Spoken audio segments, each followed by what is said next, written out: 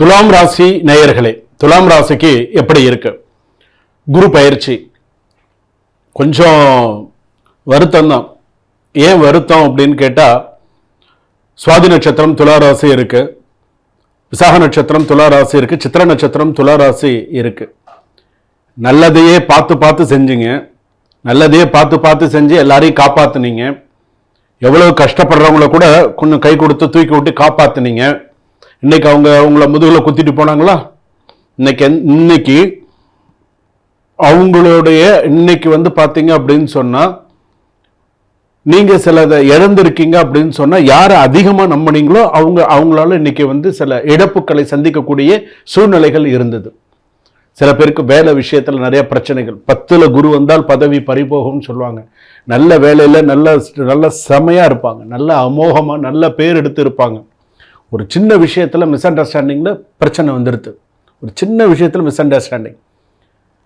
வேலையில இருக்கலாமா வேண்டாமா, போலாமா வேண்டாமா, நீ போனாலும் அவன் ரெடியாக தான் இருக்கான், நீ போகாட்டாலும் அவன் டார்ச்சர் பண்ணிட்டு தான் இருப்பான். அந்த அளவுக்கு சில விஷயங்கள் இருக்கு.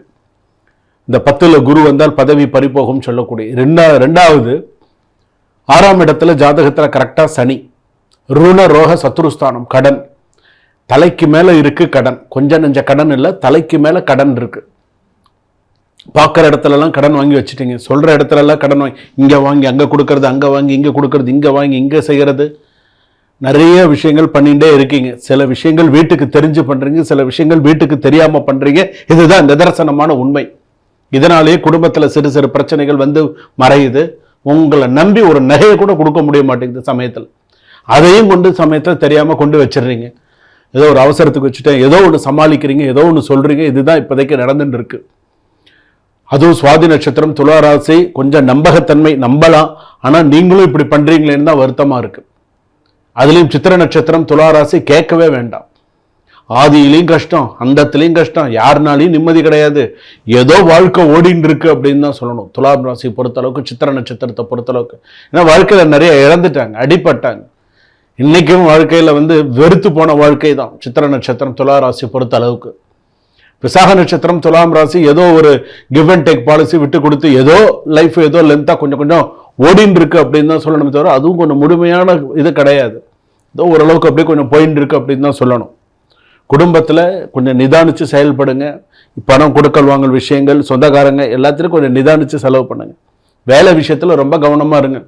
சில பேருக்கு வேலை போகும், சில பேருக்கு வேலை ஆல்ரெடி கொஞ்சம் பிரச்சனையில இருந்துட்டு இருக்கு, போலாமா வேண்டாமாங்கிற சில பிரச்சனைகள் இருக்கும். வெளிநாட்டுல இருக்கிறவங்களுக்கும் இதே பலன் தான், இங்க இருக்கிறவங்களுக்கு வெளிநாட்டுல இருக்கிறவங்களுக்கும் இதே பலன் தான். ஸோ வெளிநாட்டுல இருந்து இங்க வர்றது, இங்க இருந்து அங்க போறது, ஏதாவது இந்த மாதிரியான சில விஷயங்கள்லாம் இருக்கதா இருக்கும். வேலையை விட்டு இன்னொரு கண்ட்ரிக்கு போறது, அந்த மாதிரி ஏதாவது சில விஷயங்கள்லாம் இருக்கதான் இருக்கும். டிரான்ஸ்பரண்டா இருக்க பாருங்க. எதுவுமே வெளிப்படையா பேசுங்க, வெளிப்படையா இருங்க, பிரச்சனை இல்லாம இருக்கும். யார இவ்வளவு தூரம் காப்பாத்தி கொண்டு வரணும்னு நினைச்சீங்களோ, இப்ப அவங்களாலேயே சில பிரச்சனைகள் வருது. பார்த்து பார்த்து யாரை காப்பாத்துனீங்களோ அவங்களே உங்களுக்கு வச்சாங்களா? இப்போ பிரச்சனையை கொண்டு வந்தாங்களா?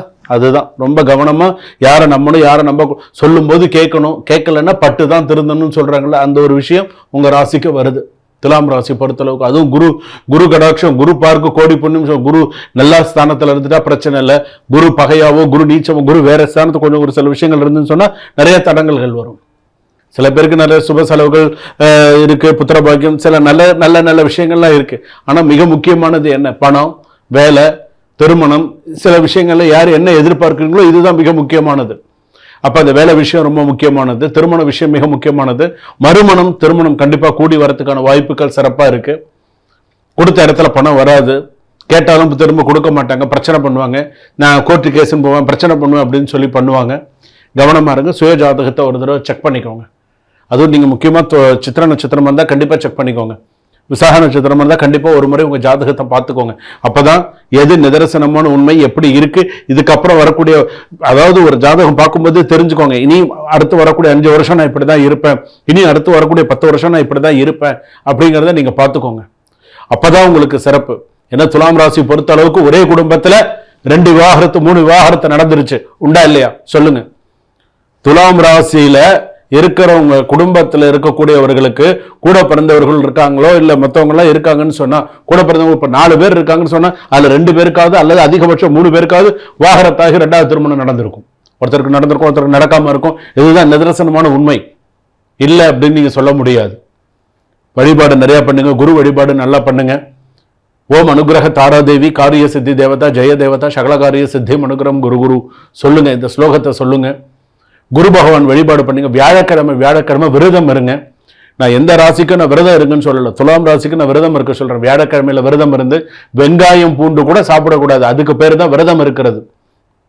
ஸோ விரதம் ஒரு பொழுதாவது விரதம் இருந்து, காலையிலேயோ மதியானமோ ஒரு பொழுதாவது விரதம் இருந்து குரு பகவானுக்கு விளக்கேற்றி நான் சொன்னக்கூடிய மந்திரத்தை சொல்லி ஆத்மார்த்தமா மனசார சுவாமி கிட்ட வழிபாடு பண்ணுங்க. குரு பகவான் கிட்ட வழிபாடு பண்ணுங்க. குரு பகவான் கிட்ட நெய் விளக்கு ஏற்றி வச்சு வழிபாடு பண்ணுங்க.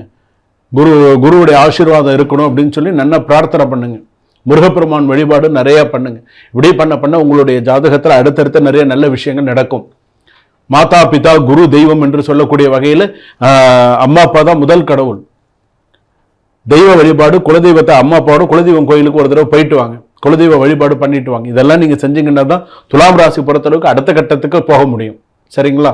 அப்பதான் உங்களுக்கு இப்ப நான் சொல்லியிருக்கிறதெல்லாம் உங்களுக்கு எந்த அளவுக்கு சரியா இருக்குன்றது நான் சொல்ற பலன்கள் எல்லாருமே இந்த நெக்ஸ்ட் ஜென் ஆஸ்ட்ரோல எல்லாருமே சொல்லுவாங்க, சுவாமி உங்களுடைய ராசி பலன் நான் கேட்டா என் வாழ்க்கையில அது 95% அது எனக்கு கரெக்டா இருக்கு அப்படின்னு சொல்லுவாங்க. ஸோ அந்த அளவுக்கு சரியா இருக்கக்கூடிய ஒரு சூழ்நிலை. ஸோ அதனால பார்த்துக்கோங்க. துலாம் ராசி பொறுத்தளவுக்கு கவனமா இருங்க. 60% தான் நல்லா இருக்கு. ஸோ கவனமா இருக்கிறது சிறப்பு, சுபம். இதுவரையில் நாம் பார்த்தது குரு மகா பயிற்சி. மேஷ ராசியிலிருந்து மீனராசி பரியந்தம் குரு பயிற்சி எப்படி இருந்தது, மேஷராசி, ரிஷபராசி, மிதுன ராசி எல்லா ராசியுமே எப்படி இருக்கு, இது எல்லாமே பொது பலன்கள். பொது பலன்கள்ல இது இப்படிதான் இருக்கும் அப்படிங்கிறது கணிச்சது. இப்போ உங்களுடைய சுய ஜாதகப்படி சில விஷயங்கள் மாறும். ஜாதகத்துல குரு நல்ல ஸ்தானத்துல இருந்தால் நல்ல பலன்கள். குரு உச்சமா இருந்தா நல்ல பலன், நட்பா இருந்தா ஒரு பலன், சமமா இருந்தா ஒரு பலன், நீச்சமா இருந்தா ஒரு பலன், பகையா இருந்தா ஒரு பலன். ஸோ உங்க ஜாதகத்துல குரு எந்த ஸ்தானத்துல இருந்து இனி எப்படி உங்களுக்கு வழிநடத்த போறார் அப்படிங்கிறது தான் மிக மிக மிக முக்கியமானது, நிதர்சனமான உண்மை. ஸோ அதனால இந்த குரு பயிற்சி, குரு பார்க்க கோடி புண்ணியம் அப்படிங்கிற போது அந்த குருவுடைய ஆசீர்வாதம் நமக்கு நிறைய இருக்கணும். அதனால தான் இந்த குரு பயிற்சியானது, இந்த பலன்கள் எல்லாம் முழுசா நீங்க கேட்டிருப்பீங்க. இந்த பலன்கள் இதெல்லாம் பொது பலன்கள் தான். இதுக்கப்புறம் உங்களுடைய ஜாதகப்படி, சுய ஜாதகப்படி ஏதாவது சந்தேகம் இருந்தால் டிஸ்கிரிப்ஷன்ல நம்பர் இருக்கு, அப்பாயின்மெண்ட் ஃபிக்ஸ் பண்ணிக்கோங்க. ஒரு 20 நிமிஷம் 25 நிமிஷம் அதிகபட்சம் ஒரு 30 நிமிஷம் ஃப்ரீ பண்ணிக்கோங்க. ஒரு வீடியோ காலில் பேசுங்க, ஒரு நார்மல் காலில் பேசுங்க. நான் சுவாமிஜி கிட்ட பேசணும், குருஜி கிட்ட பேசணும், ஸோ இந்த குரு பயிற்சி விஷயமா பேசணும், என்னுடைய சுய ஜாதகத்தை பார்த்து முழுமையாக நான் சில விஷயங்களை கேட்டு தெரிஞ்சுக்கணும்னு நினைக்கிறேன் அப்படின்னு சொல்லி நீங்கள் எப்போ வேணாலும் நீங்கள் ஒரு அப்பாயின்மெண்ட் ஃபிக்ஸ் பண்ணி எங்கிட்ட நீங்கள் பேசலாம். சுபம்.